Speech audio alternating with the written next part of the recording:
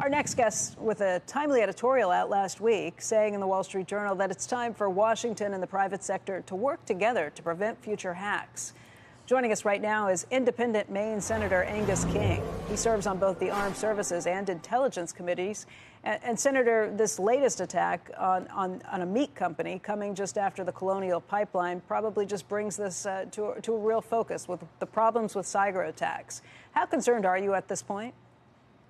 Well, first, let me say it's great to see the band back together in real live time. I think that's a major step forward. I can't overstate how concerned I am. We keep having wake-up calls, and we keep not waking up. And we're, the meat packer. Now it's the food supply. A month ago, it was fuels. It could be energy next. It could be transportation. It could be the financial sector. And we've really got to scale up our responses.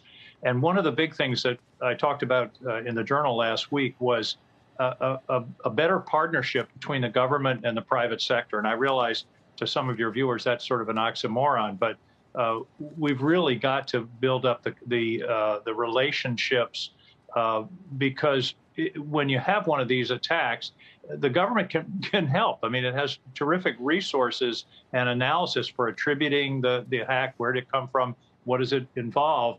And the private sector has to trust the government. And I think we're working on what we call SICI, the systemically important critical infrastructure, and an environment where the companies and the government can work together. There'll be some liability protection, some protection for proprietary information, but at the same time, some kind of mandatory reporting so that we have situational awareness. So we've really got to step that up.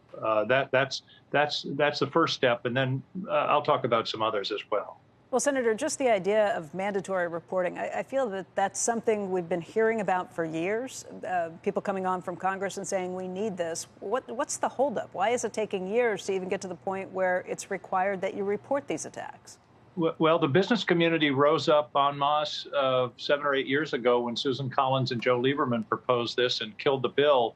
I think the mood is different this time, and I think business understands that this has got to be part of what will protect them. It's benefits and burdens, and there've got to be benefits and there've got to be some burdens. So I think the time is now that that we have to move. Tom Fanning was one of the members of our national commission, the CEO of the Southern Company, a large utility, and he made it clear to us that this is something that has to happen.